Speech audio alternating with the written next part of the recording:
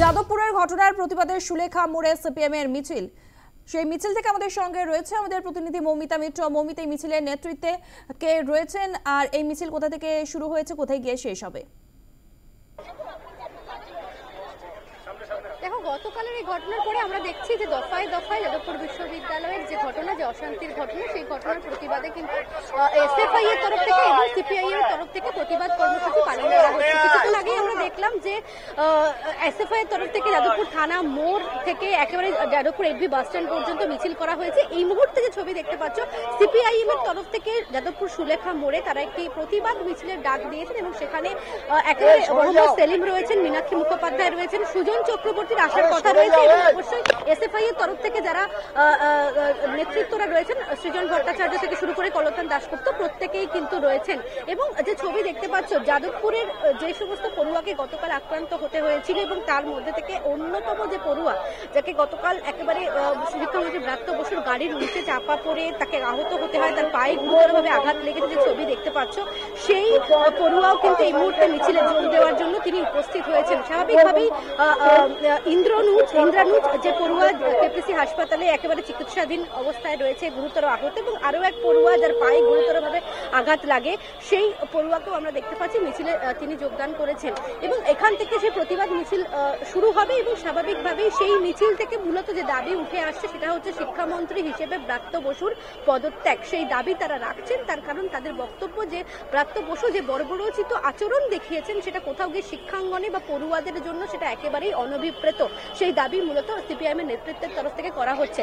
আমি অবশ্যই একটু কথা বলার চেষ্টা করব যে রয়েছে যে পড়ুয়া যে গুরুতরভাবে আহত হয়েছিল, যে পড়ুয়া দেখতে পাচ্ছ এখনো হুইল চেয়ারেই রয়েছে সে।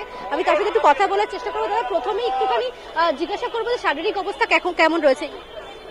ঠিক আছে, সমস্যা নেই, মিছিলে আসতে পেরেছি যখন তো ঠিকই আছে।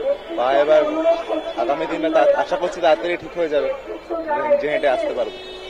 আজকে ঘটনাটা ঘটেছিল, তোমরা তো ক্যাম্পাসেই ছিলে, কিভাবে এইরকম একটা পরিস্থিতি তৈরি হলো? দেখুন, ক্যাম্পাসে ওয়েবকুপার সভা ছিল, এসএফআই গতভাবে আমাদের স্ট্যান্স খুব স্পষ্ট ছিল যে আমরা কোন রকম সমস্যা সৃষ্টি করব না, বিশৃঙ্খলা সৃষ্টি হতে দেব না।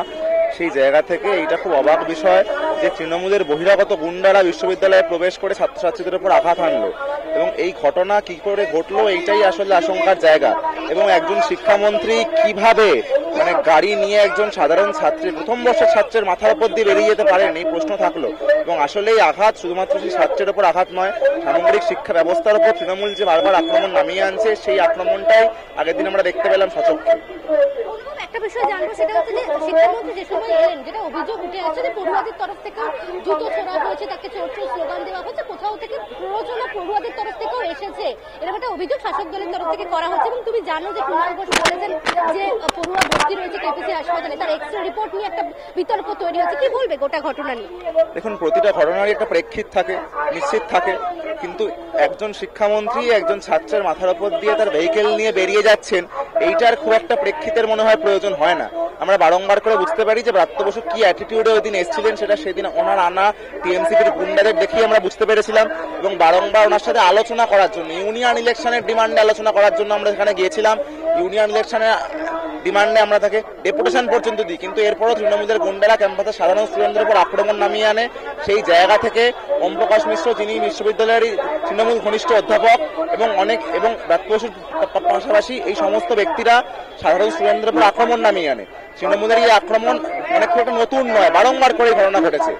তো সেই জায়গায় আগের দিন ঘটে, কিন্তু আমরা দেখতে পেলাম যে একজন শিক্ষামন্ত্রী কিভাবে একজন প্রথম বর্ষের ছাত্রকে আহত করলেন, এর দায় সরকারকে নিতে হবে। শিক্ষামন্ত্রীর পদত্যাগ চাইছে এই মুহূর্তে? দেখুন, বর্তমানে শুধুমাত্র রেজিগনেশন তো নয়, আমরা তার গ্রেপ্তারি চাইছি। আমরা চাইছি যে শিক্ষামন্ত্রী এর জন্য আইনিভাবে জবাব দিন, আইনিভাবে অ্যাকাউন্টেবল থাকুন, যে কিভাবে তার গাড়ি একজন প্রথম বর্ষের ছাত্রের মাথার উপর দিয়ে গেল, এই প্রশ্ন থাকবে। অনুভব বসু, সেই পড়ুয়ার সাথে কথা বলছিলাম। যাদবপুরে বিশ্ববিদ্যালয়ের যে ঘটনা, গতকাল যারা আহত হয়েছিলেন তার মধ্যে অন্যতম এক পড়ুয়া অনুভব বসু, এবং এই মুহূর্তে তার শারীরিক অবস্থার যে ছবি দেখতে পাচ্ছ, পায়ে গুরুতরভাবে চোট রয়েছে, তাকে সঙ্গে নিয়ে এই মুহূর্তে যাদবপুর সুলেখা মোড়ে সেই প্রতিবাদ মিছিল শুরু হয়েছে। কিছুক্ষণের মধ্যেই সেই মিছিলে অংশগ্রহণ করবেন নেতৃত্বরা, এবং সেখান থেকে শিক্ষামন্ত্রী ব্রাত্য বসুর পদত্যাগের দাবি তারা করছেন। এবং তার পাশাপাশি মোহাম্মদ সেলিম সহ, মীনাক্ষী মুখোপাধ্যায় সহ অন্যান্য যারা নেতৃত্বরা রয়েছেন প্রত্যেকেই কিন্তু সরব হয়েছেন এই গোটা ঘটনা এবং যে ছবি আমরা সকাল থেকেই গোটা ঘটনায় যাদবপুরে গতকাল যে ঘটনা ঘটে গিয়েছে সেই ঘটনার প্রতিবাদই জানানো হচ্ছে, প্রতিবাদ মিছিল চলছে। সিপিএম এর সুলেখা মোড় থেকে শুরু হয়েছে এই মিছিল। আপাতত ধন্যবাদ মৌমিতা।